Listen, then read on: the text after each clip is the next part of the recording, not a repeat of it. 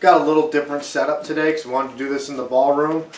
Try and do all the mead reviews in here. I mean, we got the room, why not? Except Hidden Legends, because Hidden Legends get the prestige of joining us in the living room.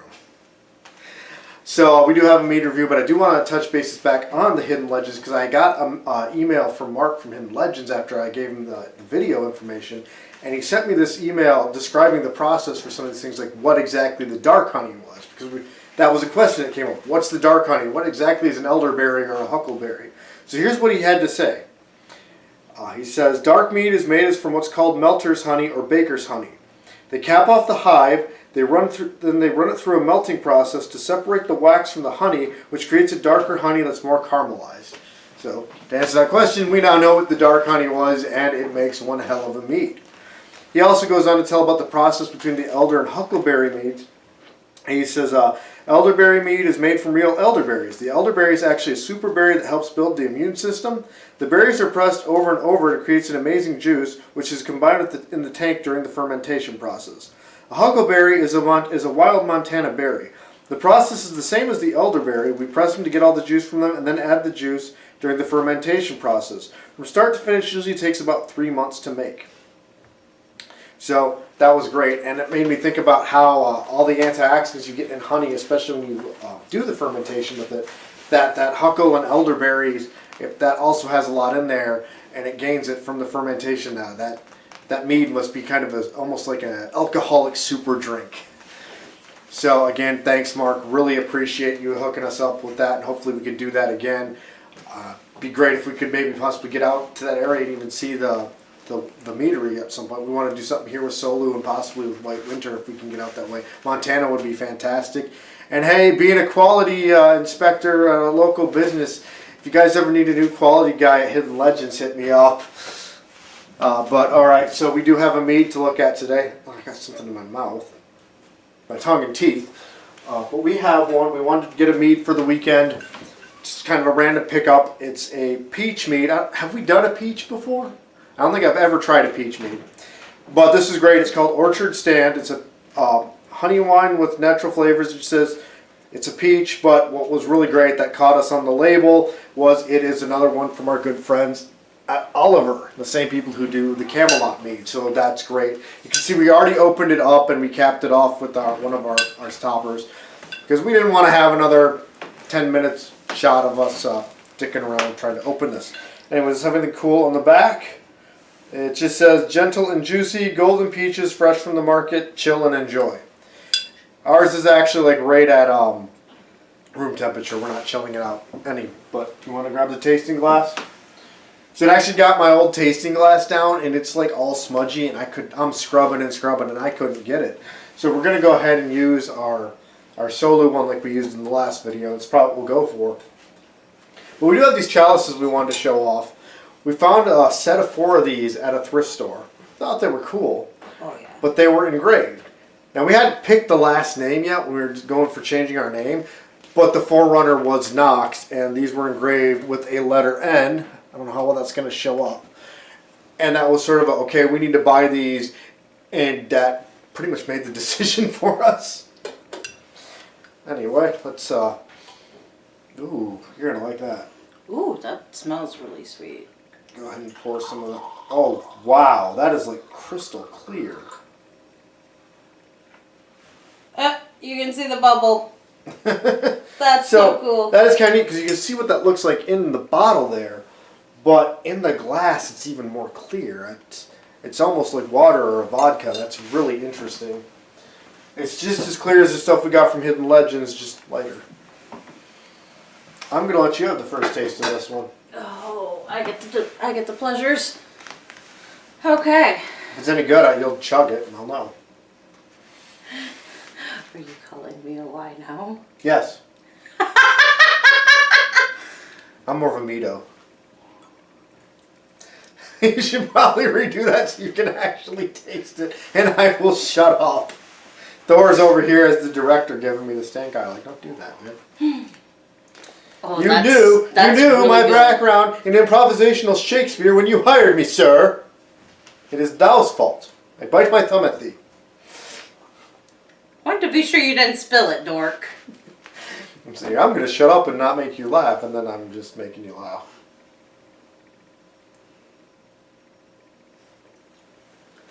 Jesus Christ! Holy crap, that is smooth. Well, you know our thoughts. I took a small drink because I really liked it, I got you. but like I was not anticipating him taking the whole thing and just shoving it back. I was not anticipating that either, but that is damn good. Wow. I think this will go wonderfully with the meal that I've got prepared for us tonight. Oh, and I guess we should mention this. It might, I'm kind of doing this at the same time as another video, but I made the comment about how we thought that dark honey mead would go good with just about anything. It's like you could pair it with probably a steak, or you could probably pair it with some fish. And we had that whatever. What was that we had that night? With the ribs. Yes, that was the ribs. So it went great with those ribs.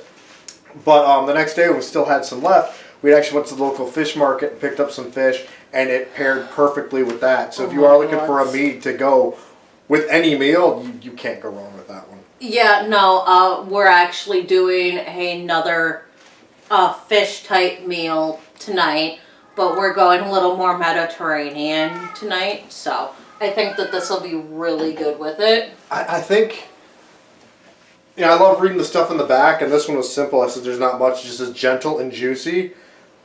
Those are the perfect words to describe this. Yeah, it's really smooth. Like I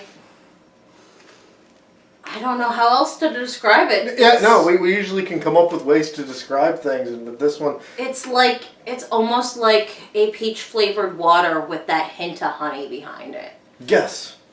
That is probably the perfect way to describe it. So, Oliver Winery, you guys knocked it out of the park again. Yep. I guess we got to go to Indiana, too.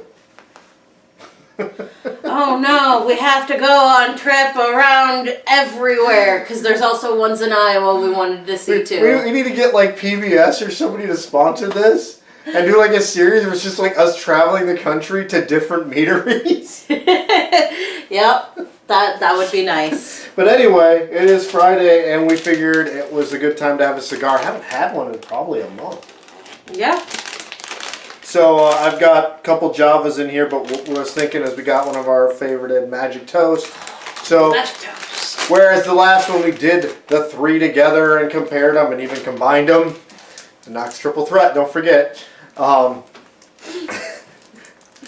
like the best pitchman. You buy all three and you combine them.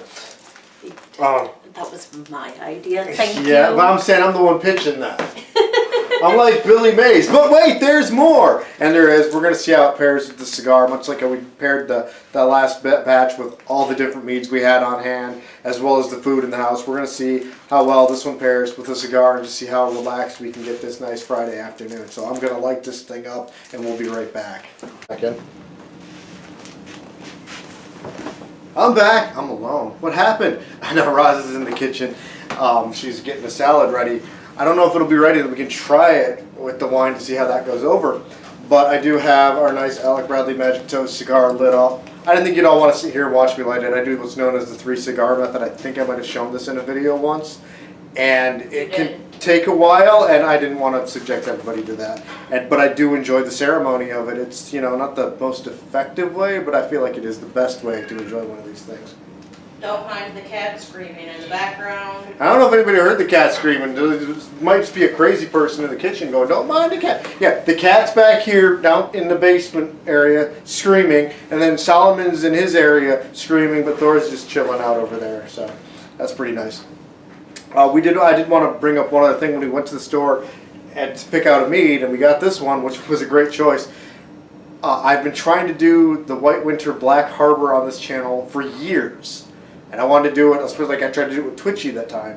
And like I said, I have not been able to get a hold of it for years. I figured maybe they just discontinued it, or maybe it was seasonal, I just couldn't get it or whatever.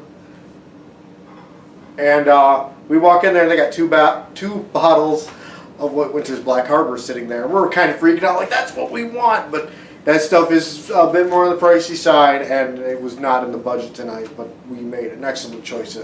I believe we made an excellent choice. I believe we did. All the meads we tried lately have been like 10 out of 10. This one, all of them from Hidden Legends. But then like most of the normal wines we've tried have just been nothing to write home about. Yeah. So here we go. We're gonna try Oliver's Peach. What is this thing actually called? Orchard Stand with the Magic Toast cigar. See how this goes over. Helps if I get most of it in my mouth and not my beard. Beard gets thirsty.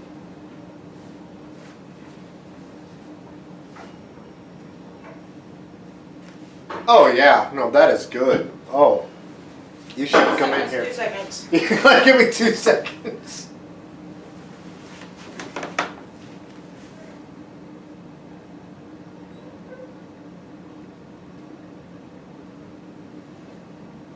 That look on your face, I wish they could have seen it. Your head is like completely off camera. I'm so You look like sorry. one of the wives of Henry VIII. What, too soon? No, not soon enough. So that is Oliver Winery's Orchard Stand. It's a peach mead. It is fantastic.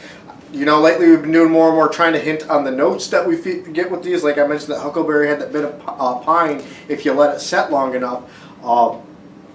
There's really nothing more to this one. It tastes like a peach drizzled in honey, and that's all it needs. This is definitely a winner. I would recommend it all the way.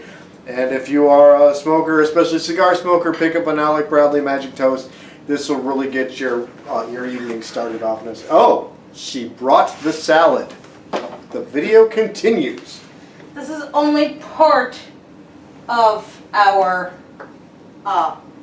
lovely supper, but this is like the first course. So everybody knows I love a good steak and I love a good salad, and I think they complement each other in ways. A good salad and steak pairing is like the Gomez and Morticia of meals to me.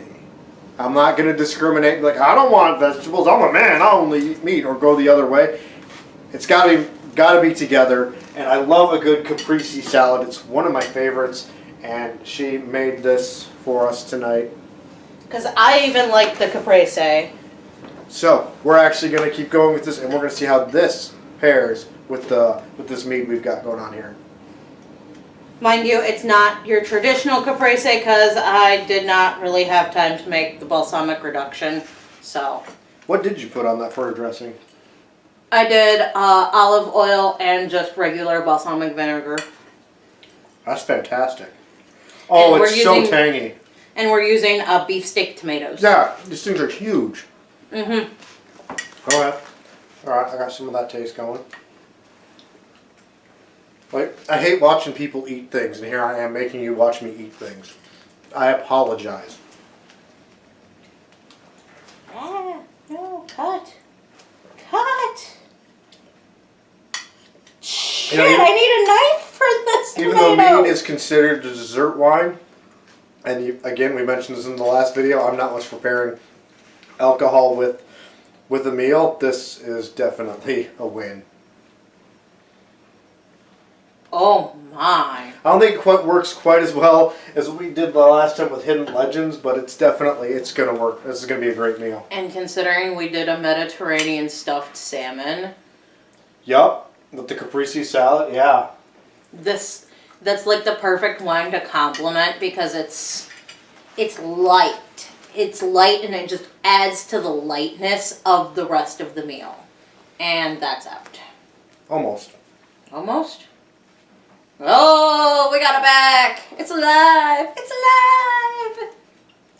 Well, that's it for this video. I've got a DJ vlog I'm working on. Been trying to do that for a couple of days now, and every time I sit down something happens. But I also wanted her in that one since she does help me pick out a lot of the music.